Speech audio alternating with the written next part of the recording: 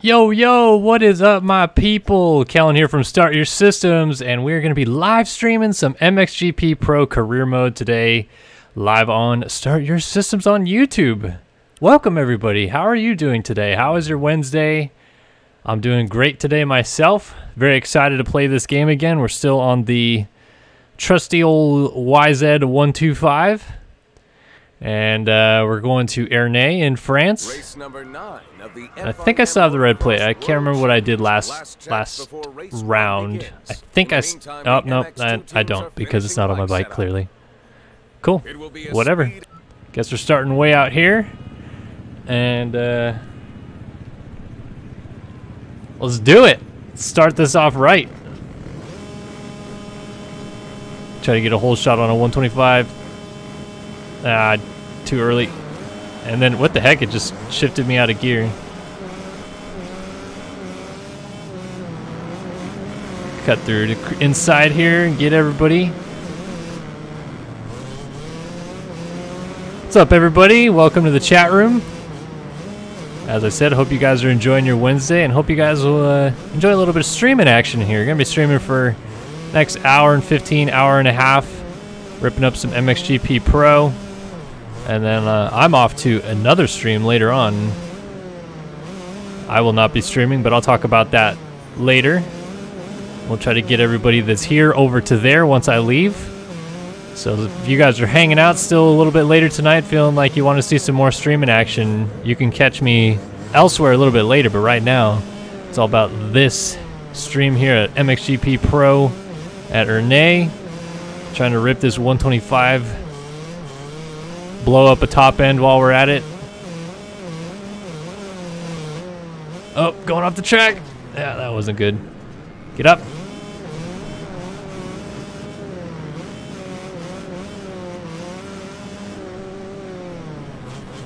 Yeah, good to see you guys are all doing well today. Logan says, hey, Kellen from PA, Pennsylvania. Love it. I was just in Pennsylvania last year. Harrisburg for a wedding. Stayed in Philadelphia a few nights. Pennsylvania's pretty nice. They could tone down some of the gang violence in the inner cities. I think I would be much more fond of it, but walking in downtown Philly was a little rugged, I'll admit.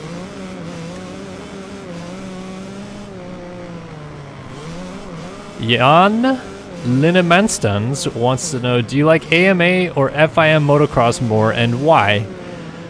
Well, I would say that I don't really have a preference. If I'm being honest, I feel like the FIM motocross series kind of produces not necessarily a better product, but like more drama throughout a series because the series itself is longer. The riders as a whole, I feel like, are kind of better. Like, you have guys that are GP winners finishing in like 12th and 13th, which is, you know, like that would not happen at an AMA National. You don't have race winners randomly finishing 12th and 13th at an AMA National. So that's kind of what I'm saying, is that like the diversity throughout the top 15 is pretty good in the GP series. So I like that bit of it, but of course, American side, you know, it's much easier for me to watch, so kind of more lenient on that because I can see it more regularly. I watch the GPs, but as an American fan, it's a little hard to follow regularly. What's up, Moto Agogo? Welcome to the chat as well. Are you streaming at all tonight, Moto? Or have you been streaming something lately that we should be promoting?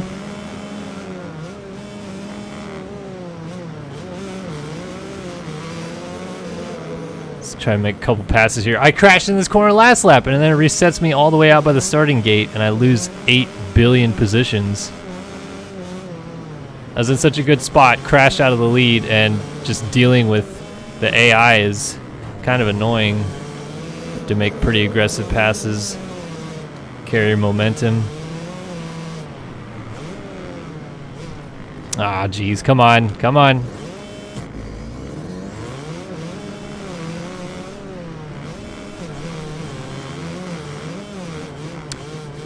I get that question asked a lot. Who asked it? SS Migarang, I believe that's the name of that. Do I believe Jeffrey Herlings is the fastest rider in the world? And I always have to kind of clarify that, yes, I do believe he is the fastest motocross rider in the world, but I don't think that makes him the fastest rider in the world, because you got to understand that the Americans, they spend a lot of their season devoting their time to some, you know, what I would consider an entirely different discipline of racing. Like Supercross in itself is kind of like its own sport, different from what motocross is. You have to train for it different, you have to ride differently. And because of that, I would say that right now Eli Tomac is the greatest rider on earth. But I still think that if you put him and Herlings on a 18 round or 12 round or whatever, how many rounds motocross series you want to throw together, that Herlings beats Tomac. Of course, injuries could play a part here. I'm more or less saying that in a situation where they both make it the whole season 100% healthy, Herlings would beat him. But they're really close. Like, it's not massive differences necessarily. The big caveat here is Tomac doesn't get good starts and Herlings does, so I think that would really help Herlings a lot more. But just because I believe Herlings is the greatest motocross rider in the world right now doesn't mean that I think that Tomac sucks. I still would put him above everybody else on a motocross track, and I still put him above Herlings as a complete rider, total package.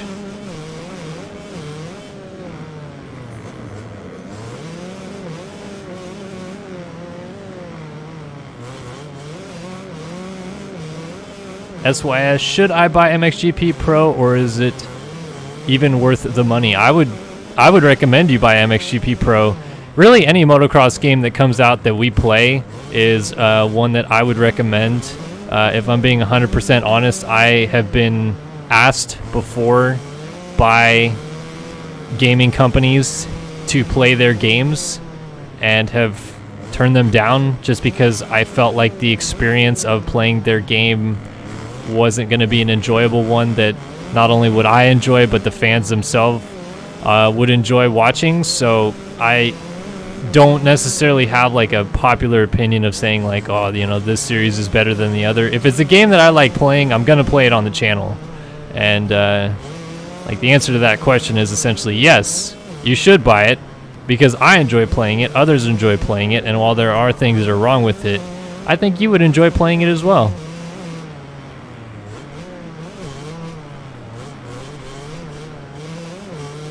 Dungy Fan 01 wants to know, hey Kellen, is 52 your favorite number? Yes, it is. 52 is a number I chose to start using on my real life motorcycles. Shoot, that was 8 years ago now I started using 52. And I've also been asked this before, but the meaning behind 52 is kind of not as cool as you would think. My initials are KB, Kellen Brower, and as I grew up in a generation not very similar to the next generation that followed me, when I first started using a cell phone and I would have to text on a cell phone, you could only use numbers that had letters on the number pad to text, and 5 had the letter K and 2 had the letter B. So 52 is essentially KB on an old phone for texting. You would have to hit 5 once, and B you'd have to hit 2 twice to text it. So kind of dumb, I know, but I don't know. Just felt like it was cool at the time, and I do like the look of the number. Like, I wouldn't have said, yeah, I would love to run 52 just for that reason. I think 52 is a really sleek looking number. It looks pretty uniform. Nobody that was using it at the time really stood out as like, oh my god, I want that number. Like, if I'm completely honest, my favorite motocross rider of all time is Ben Townley, and before I ran 52, I ran 101 when I would race and stuff like that, and I loved 101, but I felt like, you know, it was just kind of copycatting Ben Townley, and 101 is honestly a pretty common number. Not saying 52 isn't, but I wanted to kind of do something that felt like it was my own.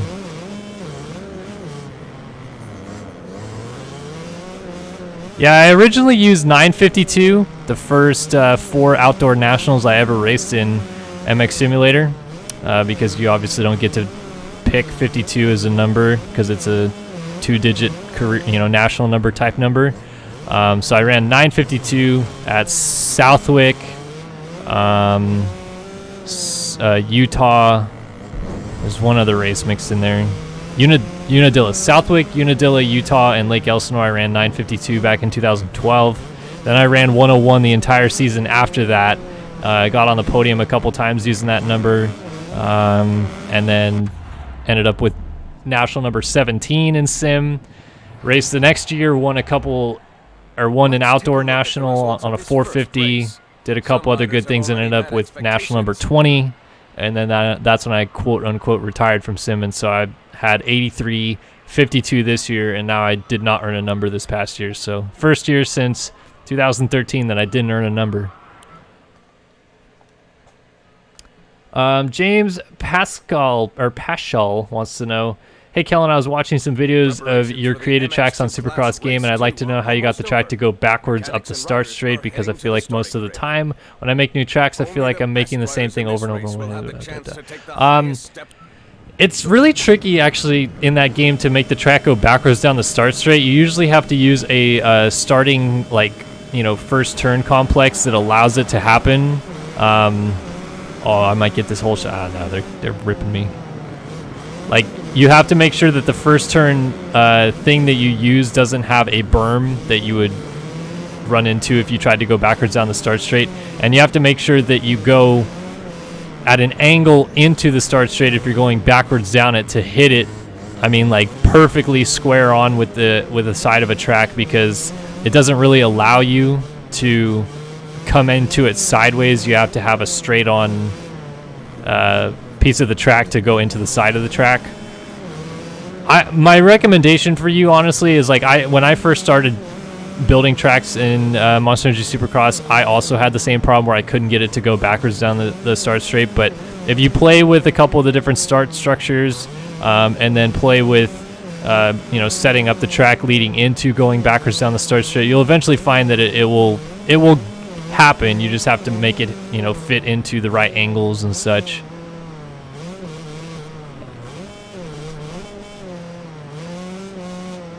Josh Ellington would like to know, what bikes do you have? If you're talking about in real life, I only own one bike, but my family has a few different bikes. The one I own right now is a 2002 CR250. You can follow me on Instagram at Kellen Brower and see pictures of that. I posted quite a few. But my dad owns a Husqvarna 501 Dual Sport, and my brother owns a Husqvarna 350 Dual Sport, so I've ridden those a couple times. And my dad's actually in the process right now of building. He took a 2009 KX250F frame and bought a 2004 KX250 two-stroke motor, and he's currently working on putting that motor into the frame, and he's going to have this kind of like pseudo new-looking two-stroke KX250 that he's going to start coming to the track with me riding. So I'm pretty excited to see him finish that project up.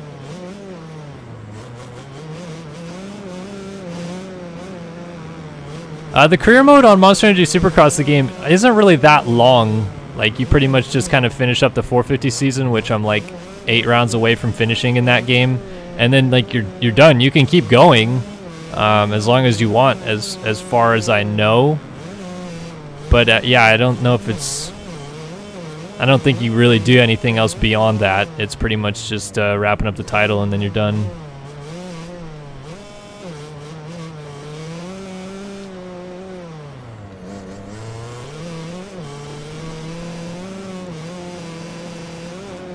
I would say that MXGP4 or MXGP Pro, MXGP4 is kind of the pseudonym for it because it is the 4th game of the series. But MXGP Pro, I think, is a good quality game. I think that they're still going to have, I think, a couple more DLC pieces to add to it, but it comes with whatever it is. It's like 21, 22 tracks, several different bike options, tons of customization. You have an entire training compound to use. Yeah, maybe if you're a little bit not wanting to spend the full $60 to get the game, you can wait for a price drop that usually happens about 6 months after the game is released, so we're still waiting a little bit while longer for that. But there's also sale times as well. As you get close to Christmas, they might have deals. Sometimes if you play on PC, Steam has kind of random deals that they throw in, so you can wait for it to go on sale. And then there's things like G2A and whatnot that have keys for sale at cheaper prices as well. So I think it's worth the money, but if you're reluctant, I can understand you not wanting to spend the money. But I would give it a good to go on my end.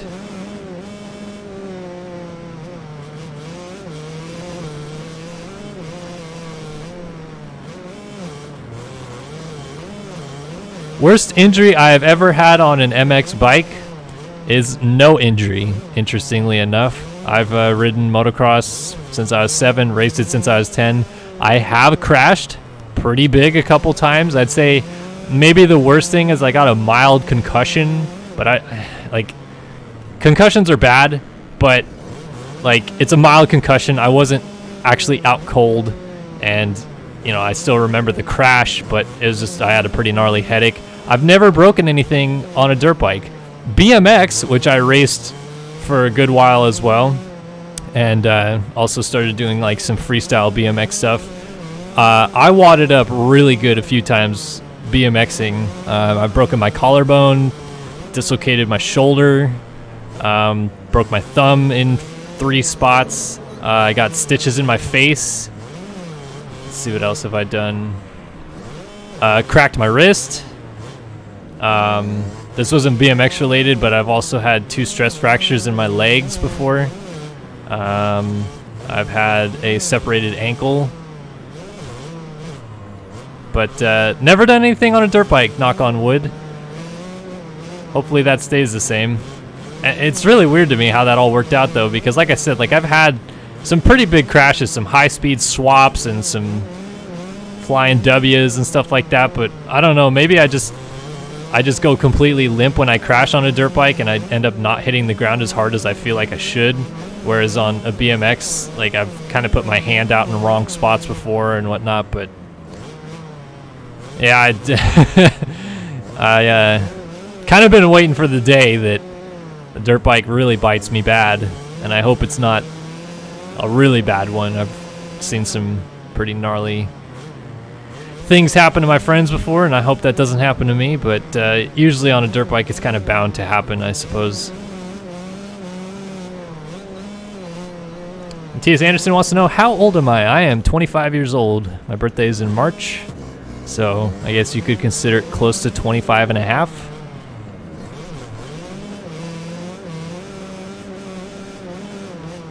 Yeah, I'm going to talk about Savachi and Amart, the 2 recent like kind of new deals that have been signed in real life at some point during this stream. Kind of just answering pretty generic questions right now, and then we'll get into my ranting portion of the stream, I'm sure, because I usually rant about motocross related stuff eventually during these broadcasts. Even on the Formula 1 broadcast on Monday, I was going to town about nothing, really. I was just yelling at nothing. Ooh.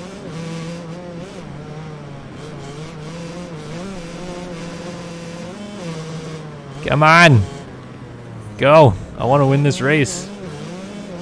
Keep letting Jonas get more points on me, and it's not helping that these guys are making it tough for me.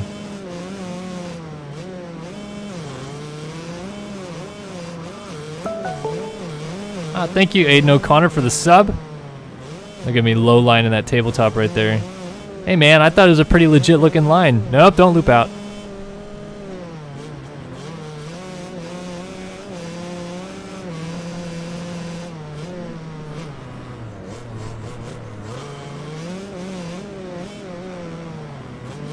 Block pass. Oh, he's pushing me off the track though. Alright, Thomas Carroll, so that's how it's gonna be, huh?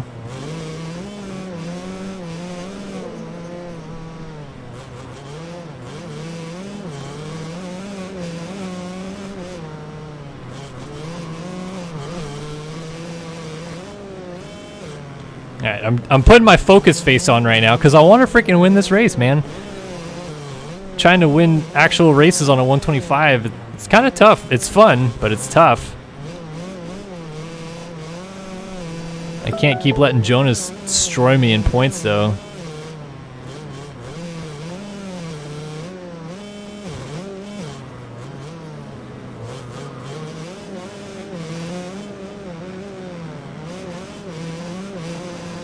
Ah, come on, let's go get him.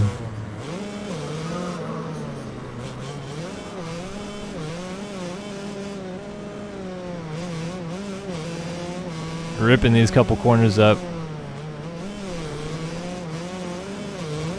Oh, almost hooked up and looped out. To the inside. Got him. All right, let's stick it. What? How did I fall there? Oh my goodness, and then I got no drive up the hill.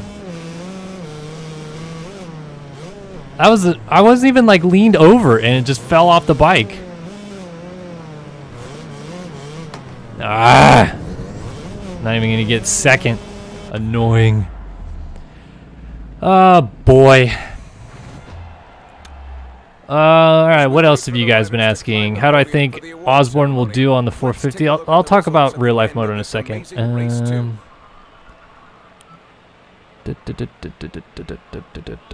My in real life day job. Hold on, let's see. Sometimes testing yourself against Riders Jonas or whatever. Fortune Brower's enormous efforts weren't enough. Jonas took this GP. Disapprove. Yeah. Screw yourself, Ben Watson, with logic like that. A good placing for him. Yeah, whatever. Now I lost the spot to Olsen in the points. Jesus Christ, I'm like 25 points down. This is not good. I gotta start winning some races. Alright, my day job in real life, because this is all fake right here, you know, I'm not saying anything to you. No, my day job is I am a search engine optimization analyst for a company in San Diego. So we do we take a company, we optimize their website so that if you search them on, you know, search for something on Google, their websites will pop up higher, essentially. All right, can I do anything to the bike yet? Just that?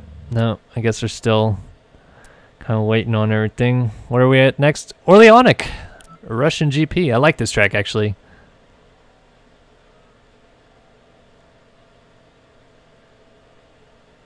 Hi, and welcome to Russia at the Orleanic track for the 10th round of the FIM Motocross World Championship. Last checks. All right, so you guys are clearly wanting to talk about some motocross stuff, so let's talk about some motocross stuff. I'm going to start by talking about Joey Savacci going to Monster Energy Kawasaki and try to... What the heck? Bike just like stalled. Try to hit on a couple like key points about that move and everything that goes with it. I am not as like cynical about this move as I've seen other people be. Like other people say this was the worst move Kawasaki could have made. They should have kept Grant. They would have just gotten the same results, etc., etc., etc. And I'm kind of the belief that like Savacci is going to be someone that impresses.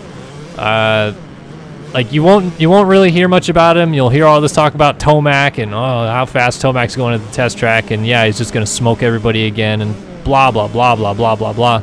And I feel like Savacci is a guy that like shows up at A1 and just like quietly gets like a 6th or something weird like that, and you're like, oh wow, like 450 debut, he did pretty good. Like yeah, it hasn't gone that great at the end of the year for Savacci, and he's really struggled, but we have to remember like he won motos this year. He probably should have won a few more races that he didn't. His bike blew up while leading in Colorado. He had a pretty rough Supercross season, not one that he'd probably like to remember. He injured his wrist when a track worker literally picked up his wide open bike and ran over his wrist in San Diego. Otherwise, he was a championship, you know, contender up until that point. And the 2 years before that, he lost the 250 West title by 1 and 2 points respectively. That's how close he was to winning a title at one point. So it's not like he's just like a terrible rider and doesn't know what he's doing. Like the speed, I think, is there. And a 450, like kind of a fresh start, something new, and he's gonna have to prove himself because he's on a 1-year deal. I think kind of, you know, puts the pressure on him that's necessary to have him like make a pretty good step in 450s. I really feel like what's probably gonna end up happening is he'll have like a relatively impressive year, like good enough to earn him a ride in 2020. And when it's time for Cianciarulo to move up and take the spot at Factory Kawasaki, I think Savatgy goes to JGR. Now don't hold this to me. This is all just speculation, but Savatgy trains with Carmichael. Carmichael loves Joey, and they've trained together for a long time. And Carmichael has a lot of ties at Suzuki still, and he still has he has a bike from JGR. He works with JGR, and I think if Savatgy has like a decent year next year, which I think he's capable of doing, I think he ends up at JGR in 2020 after Cowie boots him for AC. That's my opinion of the situation. Could they have kept Grant? Maybe, but I mean, is Grant really like the best thing for them? I mean, Tomac is like clearly what they're paying attention to. But if Tomac gets hurt, Grant isn't like this solid guy that's going to be on the track every weekend. Grant gets hurt all the time, and I hate to say it because I really like Josh Grant. My best friend's favorite rider is Josh Grant, but it's just the honest truth about him. Like, he gets hurt too often and puts in good results when he's not hurt, but he's just not there as much as he should be. So I think people will eventually backtrack on their words about Savatgy, and I could be wrong. Like like I said, it's all speculation. I'm trying to be positive rather than negative about it. And Savatgy could well just flop and just be a disaster for Kawasaki. But I choose to feel like it's going to go the other way, and I really believe that. Now, moving on to Alex Martin going to JGR for 2019 and 2020. This, as far as I've heard of it, is meant to be a pretty similar deal to Justin Hill, where it's incentive-based. He has to actually ride into the role for 2020, and the role for 2020 would also be on a 450. And so he would, obviously have to put in some pretty good results, and then eventually he'd be able to move up. But I think that at the very least, what this is a really good move for Amart is he spent so long working his way up in the 250 class, coming from literally like full privateer effort, riding for 1110 mods, which was janky. Their bikes blew up a lot, and being a title contender the last 3 years. He's kind of earned the right to get a pretty big sized money loaded contract, which is what he got from JGR. Like, they're using him to be their star 250 rider now, like they did with Hill, and they probably threw a good amount of money at him, and I feel like that's awesome for Amart, because like, he is an elite rider and he deserves to be paid as such. So like, I think that this is a pretty good move for Amart, because he's going to make a lot of money whether he does good or not. And I think it's a good move for JGR because they need a veteran presence on that team. They're going to probably keep Lopes. They'll probably have Dakotas and Peters come back, is what I hear, because Filthy Phil's going to Canada. He wasn't on JGR anyway right now, but you get the point. And so while Dakotas could be the quote-unquote veteran leader for a guy like Lopes, he hasn't really been there as Alex has when it comes to winning races and contending for championships. And Amart's even been on the Motocross the Nations team before. Like, just having that level of experience on a young 250 program like JGR has, I think is huge. Like, it's going to really help them with developing the bike. I think he'll ride it better than people were probably expecting. Like, I think he can still probably potentially win some races in Supercross like Hill did this year, and at least be a top 10 if not a top 5 guy outdoors. I don't know if he's going to be a title threat next year, but I don't really feel like it's as bad of a move as people kind of made it out to be, because he's quote-unquote destroying his career by going to a bike that's lesser powered, and he's not going to be able to win a title anymore. Like, I think maybe at this point the ship has sailed a little bit for Martin on potentially winning a title. He might still get it, but he's going to be 29 years old next year. He's definitely getting up there in age. It was kind of time for him to make the money while the money's still there in his career, and I think that was the right move for him and his career and everything that is going on right now. I don't see anything wrong with it. You guys also were just talking about the Motocross the Nations team announced. Great Britain was announced this morning. Kind of a team I feel like was expected when you heard that Jake Nichols was not picked for the team, because Nichols was really lobbying to get on that team in place of either Searle or Anstey, whoever wasn't going to be picked essentially. He was trying really hard to get picked. He went and raced Redbud to prove like, hey, I have the speed to race on this track. He's the leader in the British Championship right now. But even so, I feel like this team is still probably the quote-unquote A team for the British dudes, having Searle, Anstey, and Ben Watson on a 250. Like, Watson's been clearly the best British rider on a 250 all year long.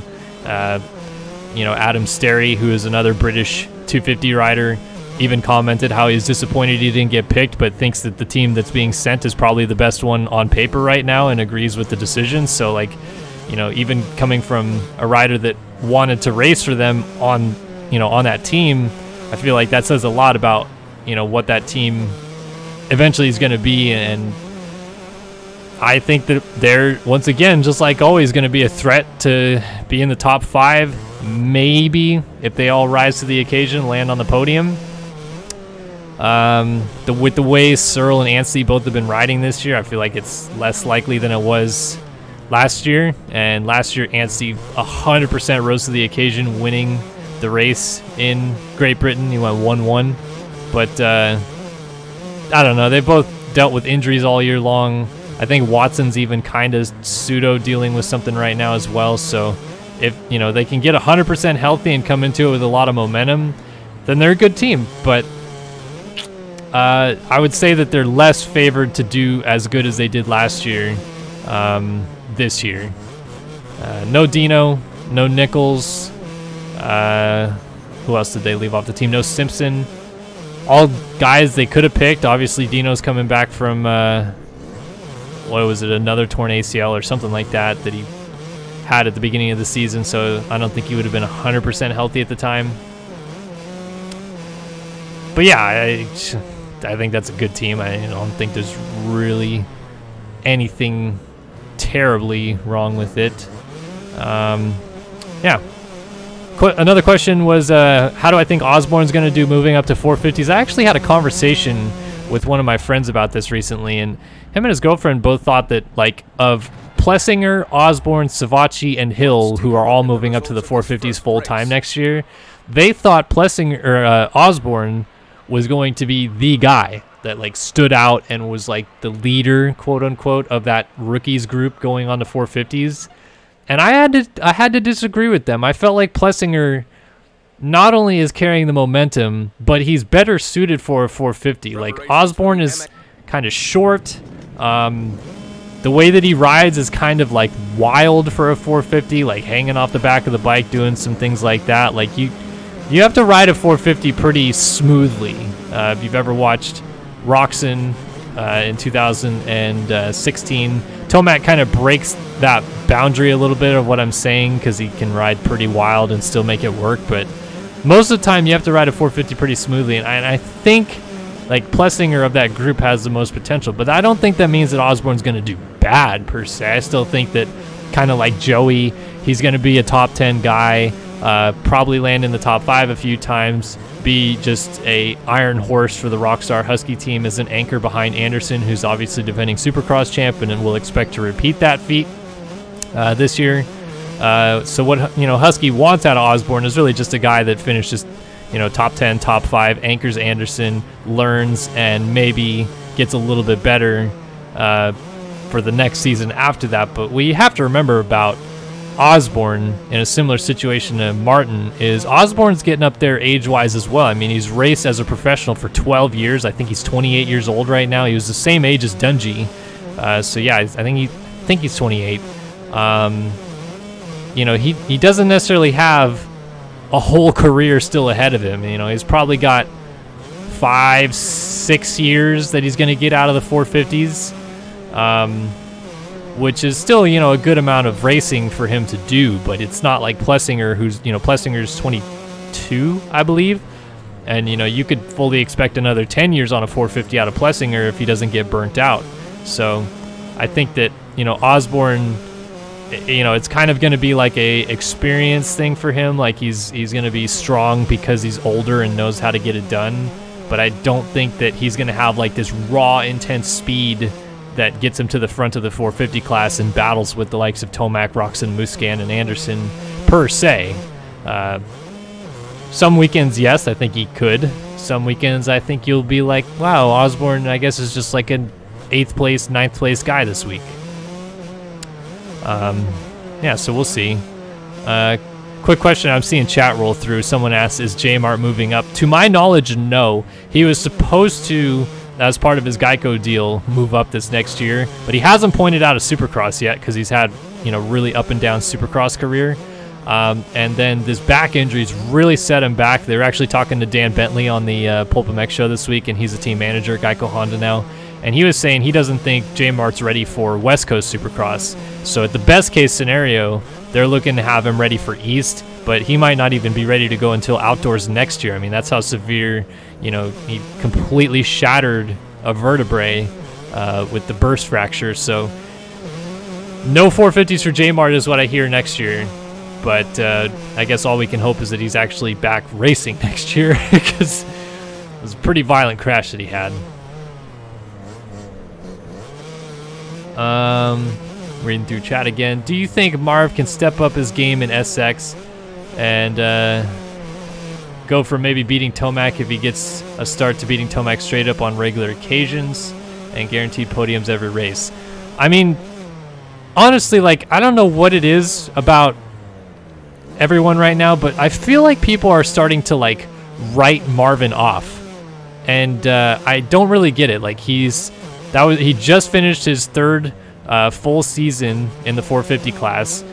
He's 27 years old, I believe, so he still has, you know, a good amount of years left in him, and he was pretty great all year. He won the Grand National Championship by being the best combined Supercross and motocross rider. He scored the most points that you can score all season long in an AMA series. So, like, he had a fantastic year. He finished 2nd in both series. I fully expect Marvin to be the title contender next year. I see him winning multiple races, challenging. Do I think he's like straight up going to beat Tomac often? Probably not. But I think that he takes advantage of the Tomac brain farts or the Tomac bad starts, and, you know, picks up 3, 4, maybe 5 wins. You know, as good as Anderson was last year, Anderson only won 4 races, and I think him and Marv are actually tied on career wins right now. Marv might be 1 behind. But yeah, Anderson only won 4 races and won the title. Like, Marvin is very capable of kind of doing that same thing, you know, only winning when it happens kind of thing, and collecting podium after podium after podium. A couple top 5s mixed in there. Hopefully, you know, he doesn't have a bad race, but he did have a DNF this last year. You know, he does, if, you know, hindsight's 20/20, but if he doesn't dislocate his shoulder at Houston, the 2nd round after he won the opener, I mean, it's really possible Marvin was the Supercross champion then. Like, he had all the momentum coming from the offseason. He's the fastest rider on the track at Anaheim after Tomac crashed, won the main event, had a ton of momentum going into the next week, then dislocates his shoulder in the heat race and misses the main at Houston, follows it up the next week with an 11th place in the Triple Crown at Anaheim. I mean, he had a rough spell a couple weeks after dislocating his shoulder, and he still eventually came back and won races after that. So, like, I don't see where everyone's suddenly saying he's going to fall back into, like, the 5th place, 6th place realm and start battling with Plessinger after Plessinger moves up. Like, how do you make that argument just at all after he almost won 2 titles out, you know, indoors and outdoors? Like, it's silly to me. I fully expect Marvin to be a title contender.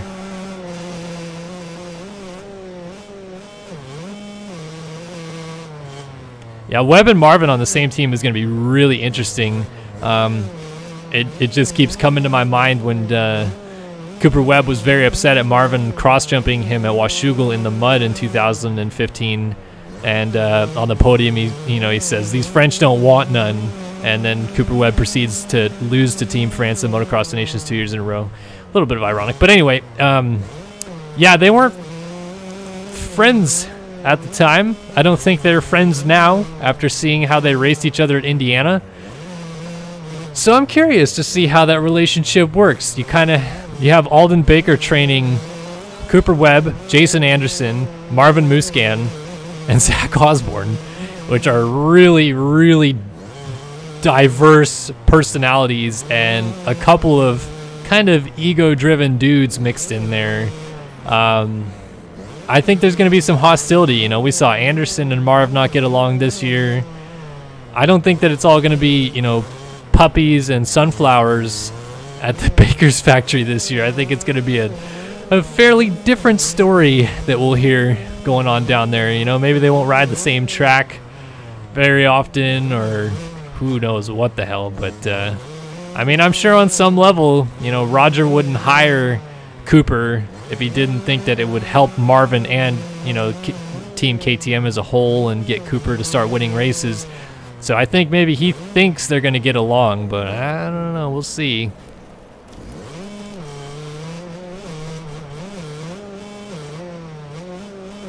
Yeah, exactly. And Marvin did win the Monster Cup last year. I mean, Marvin, you know, won $1 million last year and followed it up with winning every off-season race that he entered, won the first race of the season, dislocated his shoulder, and still came back from a dislocated shoulder to take the Supercross title to the last round. He lost the title by less than 10 points in the end, and then takes the outdoor title all the way to the end, which, I mean, it's kind of skewed because Tomac's DNF at Redbud really threw that thing in a huge loop that didn't need to be thrown into, and Marvin kind of sucked the second half of the season, more so than I thought he would.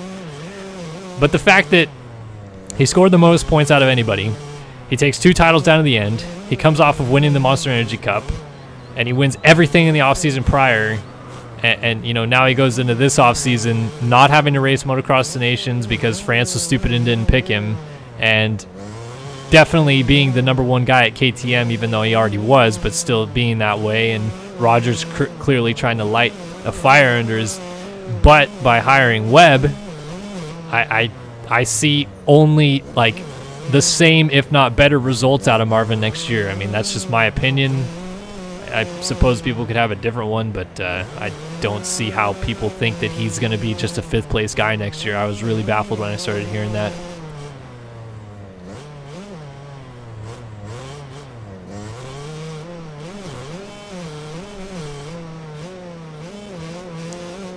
Well, again, so I see what you're saying, Ghost Dad, by Marvin only got close because of Anderson crashing in the first corner and breaking a bunch of spokes.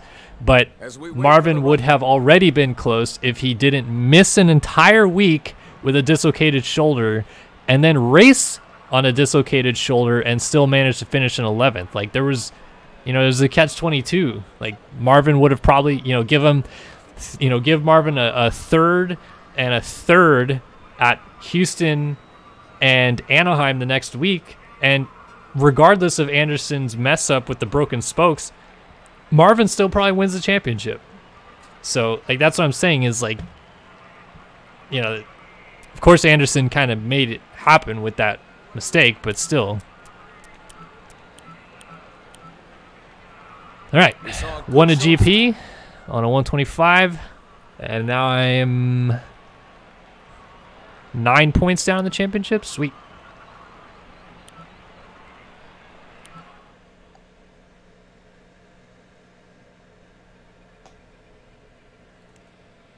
I think that Tomac is going to be the favorite for the Supercross title next year.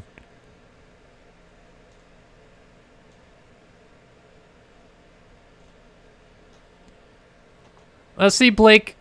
Blake says Marv makes a lot of excuses for not beating Tomac. He never admits Tomac is riding better. And I think that people are kind of misconstruing that, you know, because, like, seriously, go watch a press conference at an MXG. Okay, no, actually, go watch a press conference at a MotoGP race and hear how those guys talk and what they're saying, because their English is kind of broken. So they never really convey, like, I feel like what they, you know, are wanting to say, or like exactly what they're trying to say, because their English isn't as perfect. So I think Marv does give Tomac credit, but it just sounds kind of weird the way he gives the credit. Like, you know, him saying it was, you know, the competition was really tough this year. Of course he's alluding to Tomac, but I mean, he's just saying it for what it is. Like, competition was tough this year. The competition is Tomac, and he was tough to beat. Like, I think that he thinks he's giving Tomac props there, and because he's not saying, oh, Tomac was great, everybody says, oh, Marvin just doesn't say crap about Tomac, he hates him. It's like that. I don't feel like that's the case. I think that in a real situation here, he realizes Tomac is better than him, and he's trying to give him props, but it just comes out differently. And even though Tomac was as dominant as he was this year, you know, Marvin raced 28 total races and won 7 races. 7 out of 28 races he won. And, you know, Tomac won 16 out of 28 essentially, but still, like, that's not a bad year for Marvin. This track right here, Ottobiano, I've never played in this game before, so it's kind of interesting playing it. It's supposed to be a sand type track. Oh, the career's going great, C4. I'm just steadily cruising along in my 125, trying to, I guess, wrap up a title on one. I don't see any reason to change out of the 125 for any reason.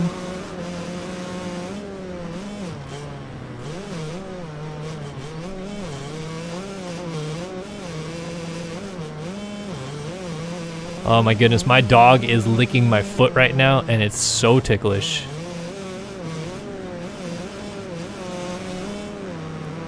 What other talking points are there?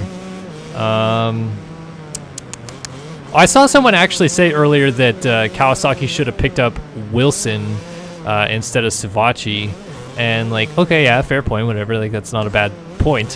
However, what I hear is that Wilson is actually going to get a ride to stay on Rockstar Husky. Like, they're gonna pull aside some budget and make it work for him on a 1-year deal with a little bit of a smaller salary than he was making.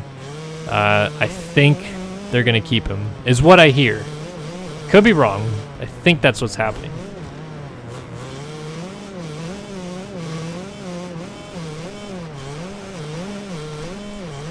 It's a pretty good question. James Paschal wants to know, with the incident in Foxborough between Tomac and Musquin, did I feel like they were both unprofessional about it? And I would say no. I think that Marvin was trying to diffuse the situation, kind of get the attention off of him, because he felt as though it's a pass for the win and nothing should be wrong about that. But Tomac was pissed, and he should have been, because it was an aggressive pass for the win that took him out and could have damaged the bike and maybe even could have hurt him.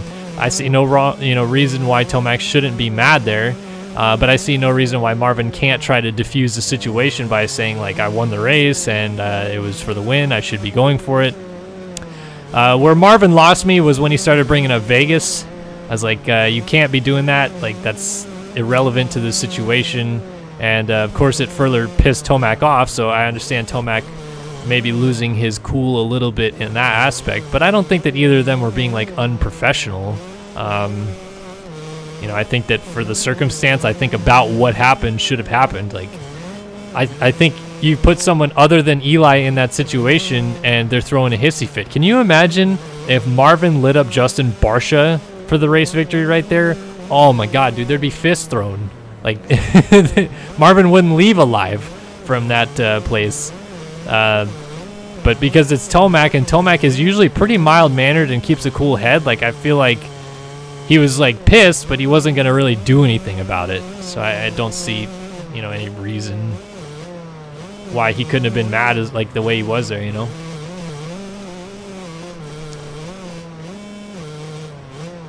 How do I think Justin Barcia is going to do next year? I think Justin Barcia is kind of what he is. Like, he's kind of this, you know, on his day, he can win. He's super fast. For the most part, he's pretty consistent. Like, you can expect him to be a top 5 guy. I don't know if I see him, even with this newfound mindset and being, you know, the happy-go-lucky guy he is right now, I don't know if I quite see him breaking out to be a title threat. I think he's just going to kind of be the same guy in Supercross as he was outdoors, where, like I said, you know, he maybe breaks through for the random win here and there, and is close to the championship contenders, but always finishes like the 3rd or 4th spot and keeps losing chunks of points to Tomac or Roxon or whoever. And I kind of hope Barcia does win a Supercross this year, because I'd have to run the numbers, but he would be pretty close to up there for the longest distance between Supercross victories, because the last race he won was in 2013. It was late in the season. I think it might have been Seattle 2013, I think, was the last race he won. So if he wins in 2019, I mean, we're going on almost 6 years since Justin Barcia's won a Supercross race. Like, that's kind of wild to think about because of the year that he's had this year. But if you look back to the couple years he had before this in Supercross, I mean, it was not great. Let's put it lightly.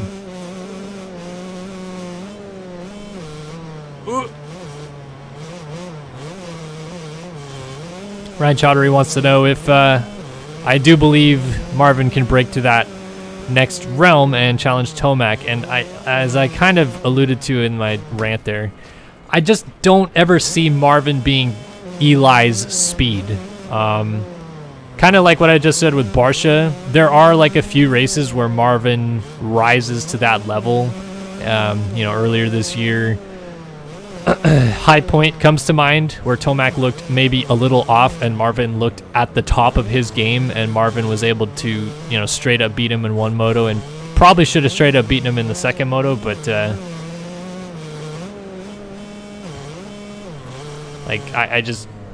I don't. Tomac his speed is elite, and Marvin's speed is like semi-elite. Like, it's great stuff. It's top of the line. It's just not wild and crazy and out there enough to like break through that barrier to be like a consistent, this is my day, I'm gonna win type of guy. Does he have his days? Sure. Does it happen a lot? I don't think so.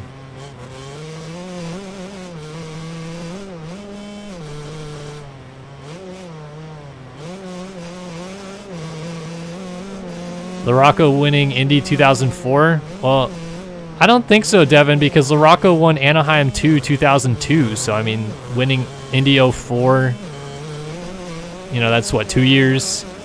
And then he won a race in 97. So maybe 97, or maybe he hadn't won since 95, actually, now that I think about it. 95 to 02? That could be a LaRocco level gap.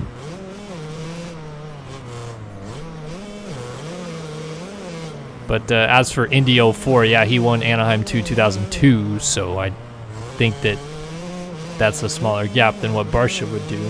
But you could be right about LaRocco being a little bit longer.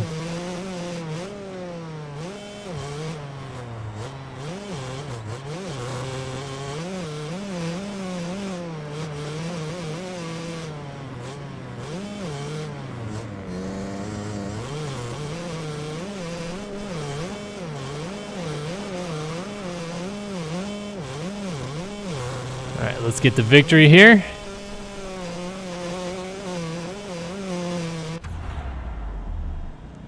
Keep throwing it. Oh, just complete sauce out of the screen. I crashed. Race 1 has just ended, and riders are going back to their mechanics. Let's take a look at the partial points scrolling across the screen. Oh. All right, 25 points. Go on to Moto 2. James Paschal says, I get your point, and I do agree, but I feel Marvin could have said that I didn't mean to take Tomac out. Yes, I wanted to battle and win, make it exciting, but what bothered me is the way he handled the incident. And I agree with you, but I always try to give these guys a little bit of the benefit of the doubt when it comes to speaking, because yes, Marvin has been here since 2012, and yes, he was required to speak English when he was racing GPs too. But it's not his first language. Like, if he's going to talk to Porcel or Lebig or Super Ross or any of those guys, he's going to be speaking in French, like, period. There's no reason for them to speak in English. He speaks French. His wife speaks French. They probably talk to each other in French all the time. I think he was trying to convey the ideology that he wanted to win the race so bad that he was going to take out Tomac to do it. And I think at one point I remember him saying something along the lines of like, yeah, that's not how I want to do it, but I want to win the race and I try my best, and typical Marvinisms, if you will. And I like I said, I think he's like, in a way, with some of the things he was saying, trying to say like, I didn't want to take him out, but after leading the race for 19 laps and getting passed with a lap to go, I'm gonna go for it there.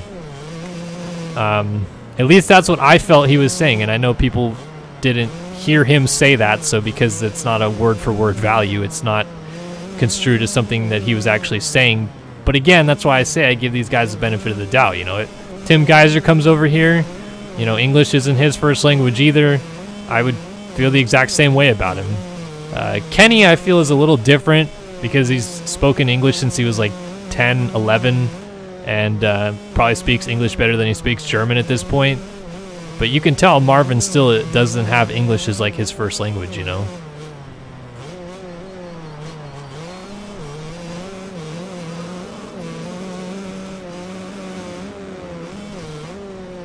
When do I think AMA will finally allow an Alta to be sanctioned? Never. I hate to say it, but I don't see it happening. My buddy just got an Alta. I actually rode it through the parking lot a couple days ago, and it's cool. It's like super fun and light and kind of unique and really interesting to hear chain sounds and things clinking and stuff, and no engine. But it's kind of like Formula One. Formula One has a very set, rule restriction going on in there, and they had to completely make a new sport called Formula E and get a bunch of old drivers or up-and-coming drivers to race that series to have an electric vehicle motorsport championship. I think that that's what Alta's going to have to do. They're going to have to partner with Supercross and have like an Alta championship and have guys like Josh Hill, Darren Durham, Ryan Sipes, guys that maybe aren't tied to brands. Well, Sipes is, but you get my point. Guys that aren't necessarily tied to brands that have either recently retired or are out of a ride. Chris Aldridge is another good example. Come and race this series that are good at Supercross and make the Alta look good and have like an E championship, if you will. Because I just don't see, one, the OEMs will never let it happen. They have a lot of say in this sport, and the top 6 OEMs in this sport are way too invested in combustion engines to allow an electric bike to just come in and start racing against them. So that's not going to happen. But I think that you can't take away the spectacle, if you will, of Supercross, and part of the spectacle is the sounds and the smells, which, the Alta doesn't emit a smell. It's an electric vehicle, but if you go to a Supercross race, you get that, God, I love that smell of race fuel burning, and, if you go into a stadium and for first practice, you're just smelling fresh air, and then suddenly you get that race fuel, oh my God, like, love it. But the sounds and, the noise and the atmosphere, like, you have to have that in Supercross. Like, listening to a quiet Supercross race is going to be really freaky and turn people off from the sport, in my opinion. So I just don't see the Alta finding a niche in there that it's going to be like, oh yeah, we'll let this, groundbreaking thing happen to the sport. They kind of screwed up with allowing 450s in, because they became easier to ride and there was no CC limit at the time, so you started having 540s race in the outdoor nationals, and then they toned it back down to be a 450 top end limit. But now we're stuck with 4 strokes because 2 strokes have become obsolete. Only so many brands make them anymore, and we have bikes that are mind-blowingly fast on a Supercross track, and I just don't see AMA, or really anybody for that matter, making the same, quote, mistake with 4 strokes that they did and allow the Alta in and change the whole dynamic of the racing scene once again.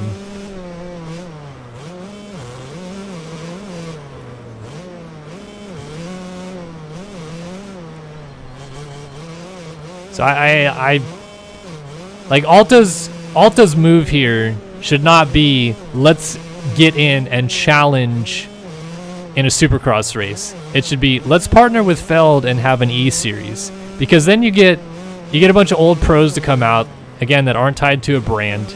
You know, you get shoot, who's recently retired that I could talk about this way? You could get Ivan Tedesco to come out and race the Alta in a Supercross. He knows how to race Supercross. He's a former Supercross champion. And you get to see, you know, the fans get to see guys that they're like, I remember Ivan Tedesco. Oh my God, that's cool to see him out here racing. And it gets the fans kind of jived because then they have someone to cheer for again. But then you have Altas all racing together at once on the same track that the guys on the, you know, in the Supercross series are actually racing.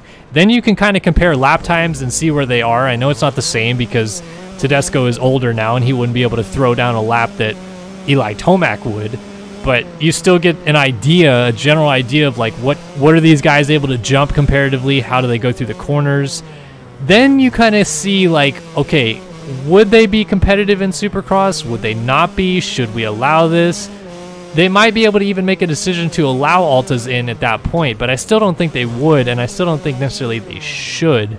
And I'm not saying Altas are bad. I'm a big advocate of Altas, and at one point in my life, I hope to own land somewhere and use Altas to ride with, because then you won't be making noise and you'll just have to worry about keeping dust down. But there's too many things working against the Alta to, you know, not really work with the modern genre and the way that motocross is. Like, they would have a huge uphill battle to get the OEMs to start switching their minds about Altas in the first place.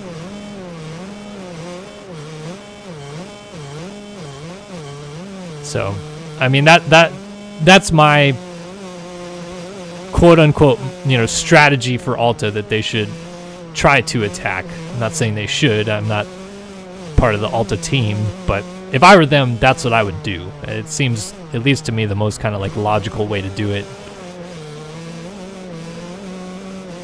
Yeah, exactly, Devin. Then you could even have, you know, like for a while there, McElrath wasn't on TLD anything. He was a privateer Honda rider in, you know, the amateur racing, and he was good.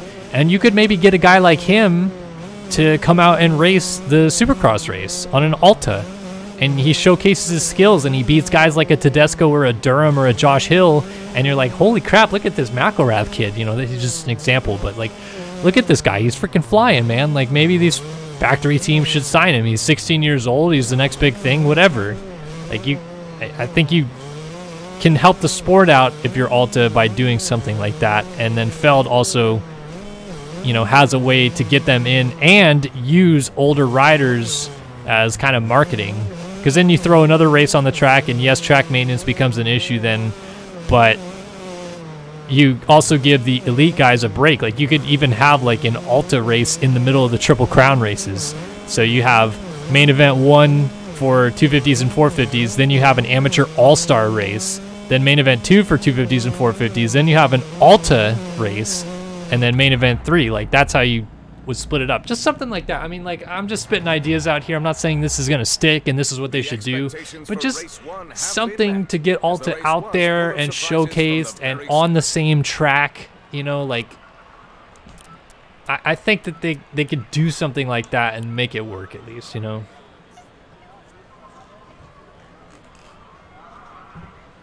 He battled throughout the whole race from the very first bend, showing a lot of determination. All right, 3 points down in the championship. Let's see, where are we now?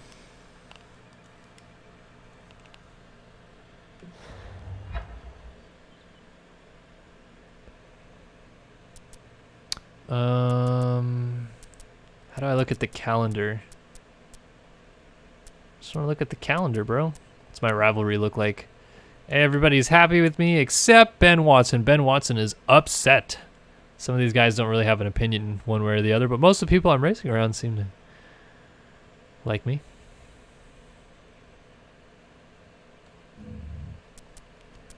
Season information. Here we go. Calendar. So we did Otobiano. We have Agada, Portugal next. Let's do that race and we'll wrap it up after Agata.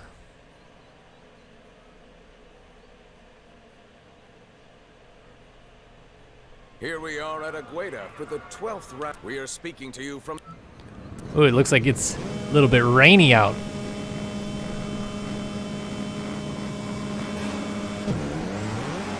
Ah, got a terrible start. Oh yeah, it's sloshy. You can hear some sloshing around going on. Oh, and I just got shoved to the ground and nobody else crashed except me.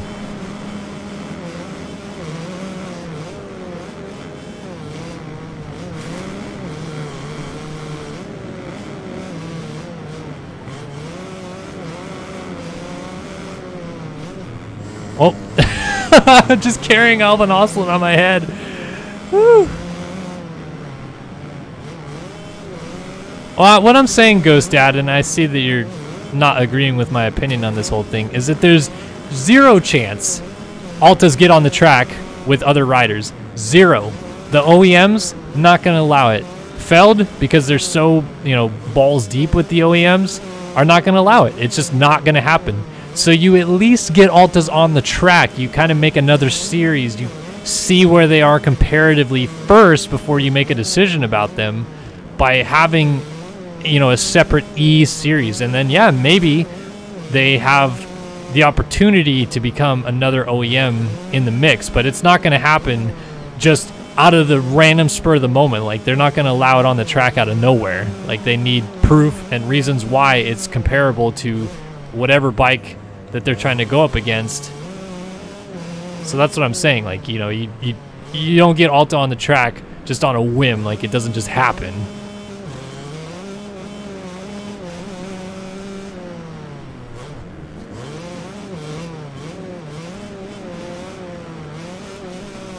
But I agree with you. I would enjoy to see Altas on the track with those other bikes.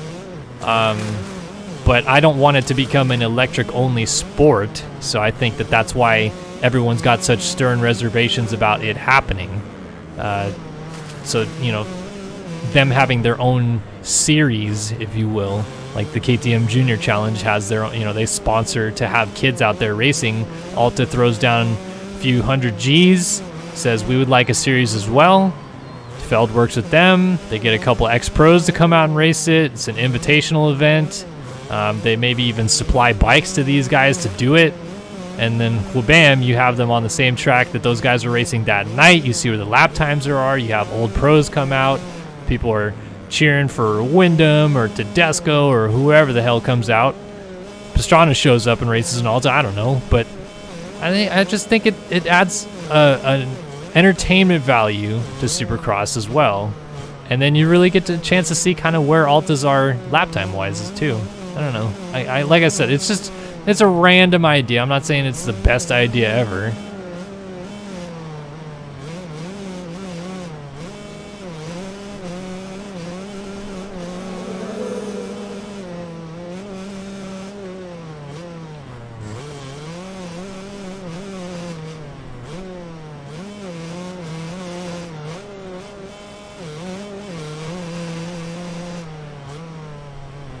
Oops.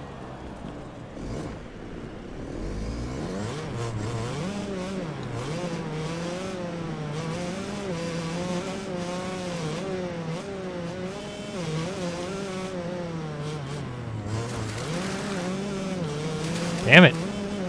Keep getting past. I'm just trying to get ahead of these guys. Looks like they made a fix finally to the wet weather conditions on the track. It used to be, if it was quote unquote wet conditions, the track would, rut down into the surface a little bit, and then there would just be freestanding water everywhere. But it looks like they've kind of at least made a little bit of a fix on that.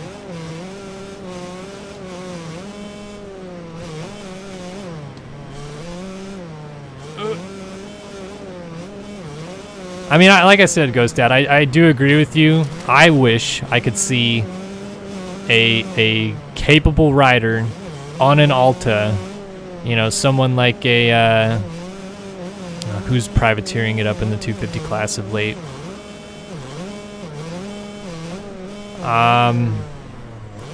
You know, like, he's not a privateer per se because he's on a good team, but like if you put Luke Renslin on an Alta, see what he does in the 250 class, I would love it. I'd be all stoked about it. I'd love to see what happens.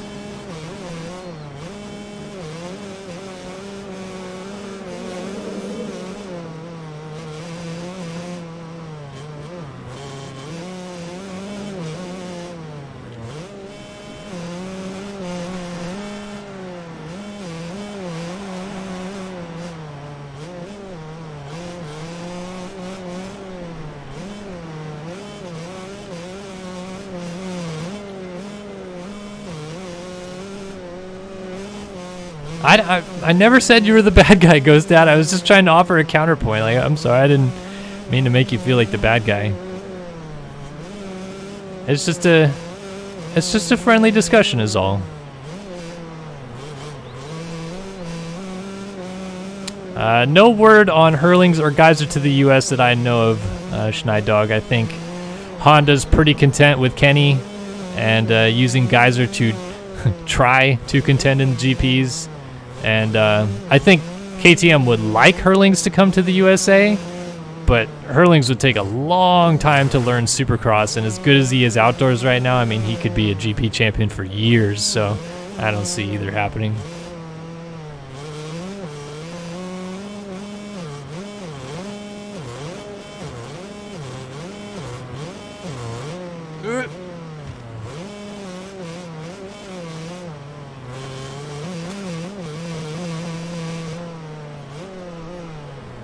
What do I think about the SX track layouts in 2018? Some good, some bad. I don't really feel like any track really jumped out to me as like, oh my god, they finally did something I wanted.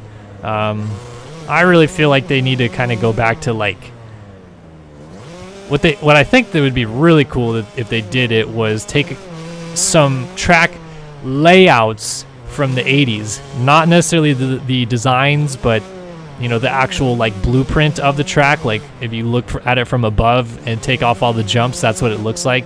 Do that, and then, you know, place rhythm sections, triples, whatever in the midst of that, because there's a couple tracks that are like from the 80s, early 90s that did like some really cool stuff with some like cross course over unders and some, you know, like this way down the start straight and that, and it's like it's gotten a little stale of late. You know, there's real cookie cutter tracks in Supercross that I wish they would maybe experiment out a little bit more with. Not bad, I mean, you know, they're whatever, it's a Supercross track. I just didn't feel like any of them were like, wow, that's a great track.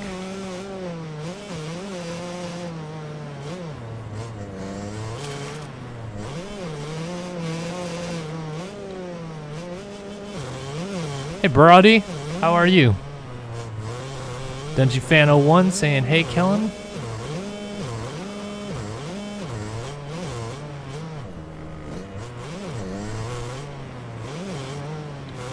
How do you get the camera like it is on the trailers? I don't know what you're alluding to. These are the different camera views. There is a custom camera button, actually. You could do this.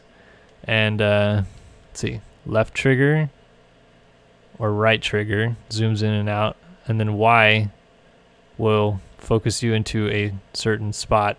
I don't know.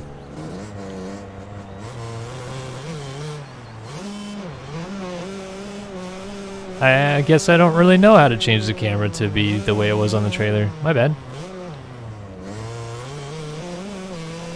Alright, got the victory. Moto number 1. We'll do one more moto and then we'll wrap up. And then I'm heading over to help out Checkers stream his 500 sub celebration stream, which I'm excited to help out with.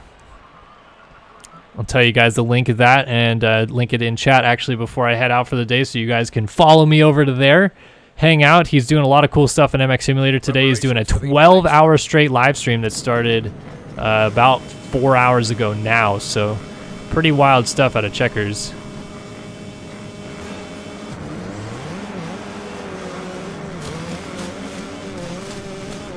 Get the whole shot. I just couldn't get it.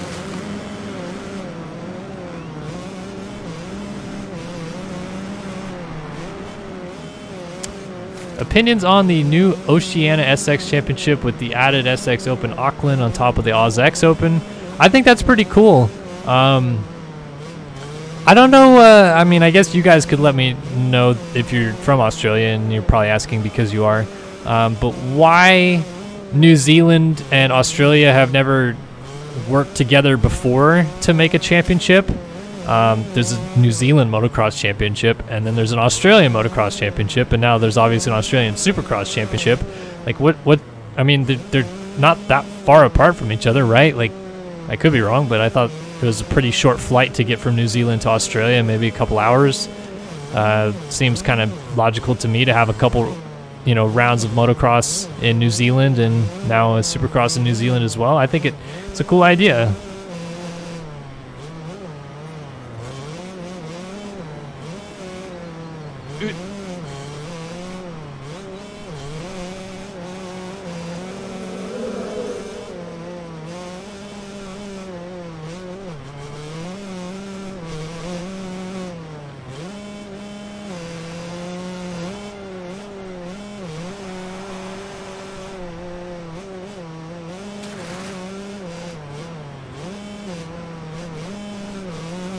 I feel like I'm pretty dang fast on this 125 now.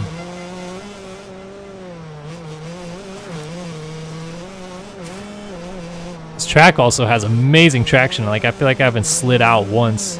Just carrying momentum and just hooking up.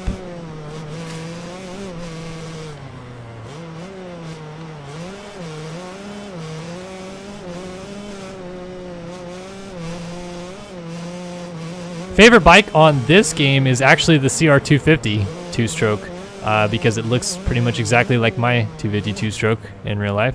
So I would have to pick it as my favorite bike because it looks like mine.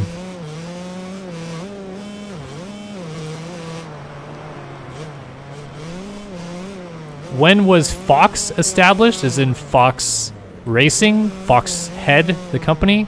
Or Fox Racing Shocks, which my brother works for. I don't know which one you're asking for, but I'm assuming you mean Fox Head.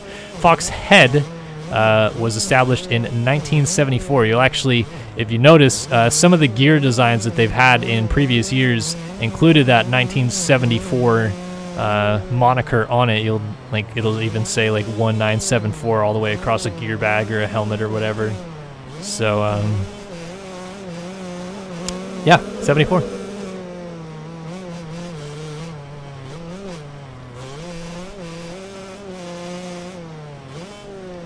A little bit long there.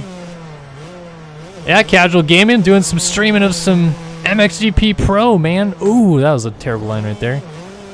About to wrap up though, as mentioned, and we'll be heading over to Checkers' live stream soon.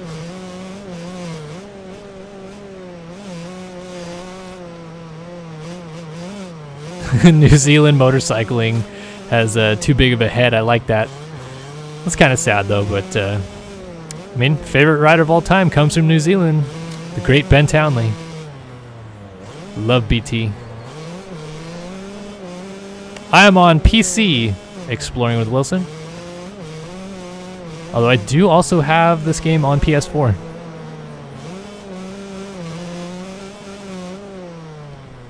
MXGP Pro and Monster Energy Supercross, the game, are just...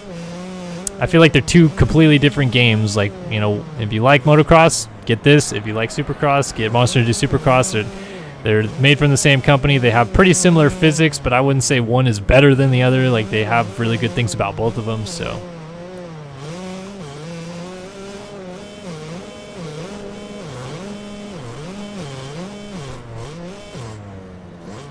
There isn't a lot of money in the motocross industry around Oz and New Zealand. Imagine this has a lot to do with it. Okay, I got you, Stocksy. I mean, it's a fair point. I mean, I know that there isn't a ton of money involved, but seemingly it seems like the championships down there are getting bigger. I feel like the Australian Supercross has got quite a bit of attention as of late. The AusX Open is like a huge deal every year it comes around. And then, you know, obviously the Nationals are still pretty much similar to what they were, but yeah, money always plays a factor, that's for sure. Do I have a favorite Supercross rider currently? No. I don't really pick out favorites very often. If I'm partial to anybody, I would say I'm maybe more a Roczen fan than the most, but it's not like I want Roczen to win everything and then I'm like diehard Kenny fan. I just like the dude. He's a cool guy.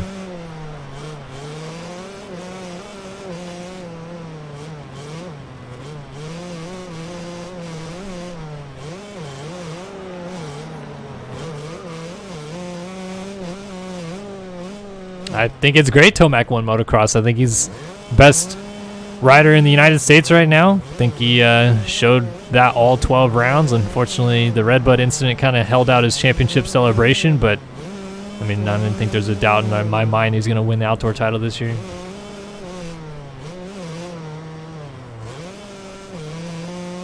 Dude, James Stewart, man. Finding Stu. Seeing Cerullo and Mathis, man. They're going to do it. They're going to find him. Episode 2 coming out next week. Dude, that first episode of Finding Stu was freaking hilarious. DNFs are us is what Mathis called Adam Cianciarulo. Oh my god, I was cracking up so hard. Dude, I love Cole Seeley. He's been called my long lost brother before. People believe I look a lot like Cole Seeley. And sometimes I feel like I do, sometimes I feel like it's way different.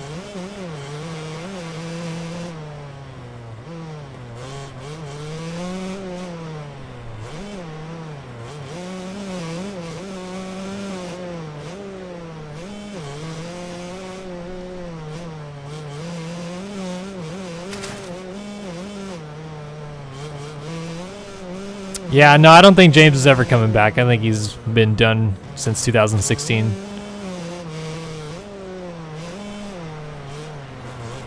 I'd like to see the old James again, but I think even if James did come back for whatever reason, that we're never going to see the real James Stewart again. You know, the James Bubba version of it. The Bubba Scrubs and Confidence and Quad and all the good stuff James used to throw out. I think it's over.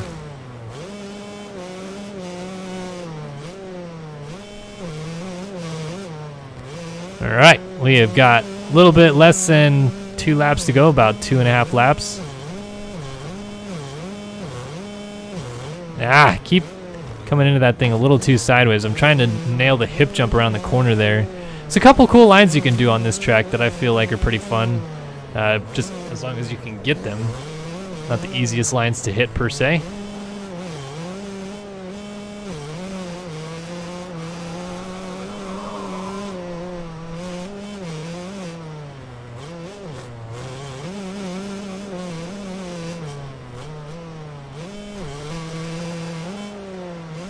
I do follow the Red Bull World Enduro Super Series, actually. Not as closely as motocross for sure, but you know, I follow all the dudes on Instagram, pay attention to that. I actually had, after the motocross was over this past weekend, I had the live stream of the Erzberg Rodeo replay going for a little while. I was kind of checking that out. I mean, I'd already seen it, but rewatching it a little bit. Those guys are gnarly, man. I could never do what those guys do.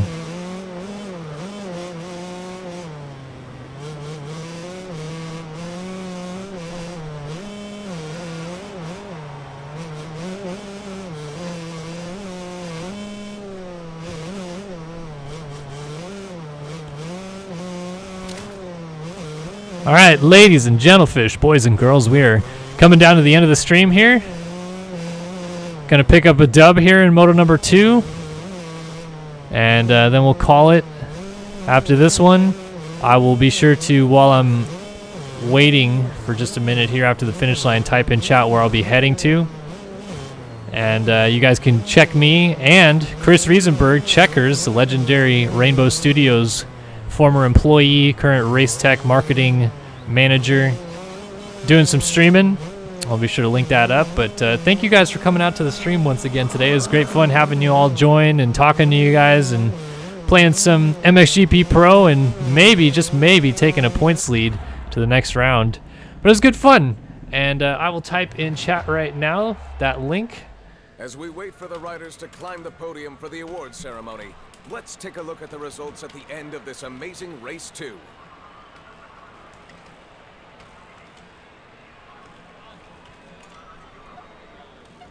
So that link that I'm about to type in chat is where I'm headed to next, so you guys can catch me there. Hopefully that showed up for you guys. But yeah, we're going to head over to the Checkers broadcast here in just a minute. But I thank you guys again for watching another video here on Start Your Systems. Really appreciate everybody tuning in, watching, having a good time, chit-chatting. And yeah, we're going to see you guys tomorrow night. We're going to have some more F1 2018 gameplay coming. And we'll see you guys then. Thanks for tuning in. We're out.